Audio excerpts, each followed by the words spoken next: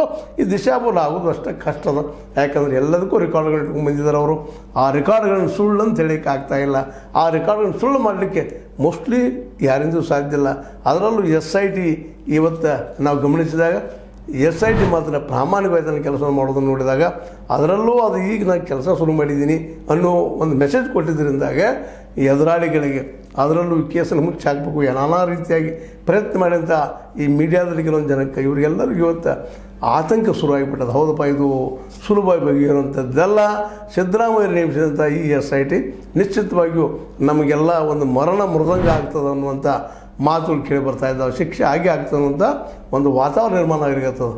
ಇದರಿಂದಾಗಿ ಈ ಧರ್ಮಸ್ಥಳದ ಕ್ಷಣದ ಸುದ್ದಿಗಳನ್ನು ನಾವು ಅನಿವಾರ್ಯ ನಿಮ್ಮ ಜೊತೆ ಹಂಚ್ಕೋಬೇಕಾಗಿದೆ ಇವತ್ತು. ಯಾಕಪ್ಪ ಅಂದ್ರೆ ಆ ಡೆವಲಪ್ಮೆಂಟ್ಗಳು ಆ ರೀತಿ ಆಗ್ತಾಯಿದ್ದಾವೆ. ಮಟ್ಟಿನವ್ರು ಕೊಟ್ಟಂಥ 500 ರೂಪಾಯಿಗಳ ಈ ಒಂದು ದಾಖಲೆ ಏನದಪ್ಪ ಅಂದ್ರೆ ಇದು ಹೊಸ ಬೆಳವಣಿಗೆ.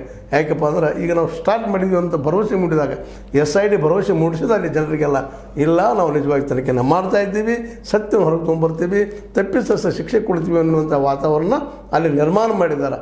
ಹೀಗಾಗಿ ಇದು ಏನಪ್ಪ ಅಂತಂದ್ರೆ ಸ್ವತಂತ್ರವಾದ ಮೀಡಿಯಾಗೆ ಬೇಕಾಗಿರುವುದು ಸ್ವತಂತ್ರ ಧ್ವನಿ. ಆ ಸ್ವತಂತ್ರ ಧ್ವನಿ ಉಳಿಸಲು ನೀವು ಮಾಡಬೇಕಾದದ್ದು ಇಷ್ಟೇ. ಅದೇನಪ್ಪಾ ಅಂತಂತಂದ್ರೆ ನಿಮ್ಮ ಕೈಲಾದಷ್ಟು ಸಹಾಯ ಈ ಚಾನಲ್ಗೆ ಮಾಡಿ ಹಾಗೂ ನಿಮ್ಮ ಧ್ವನಿಯನ್ನು ಕಾಪಾಡಿಕೊಳ್ಳಿ. ಇದುವರೆಗಿನ ಎಲ್ಲ ಡೆವಲಪ್ಮೆಂಟ್ಗಳನ್ನು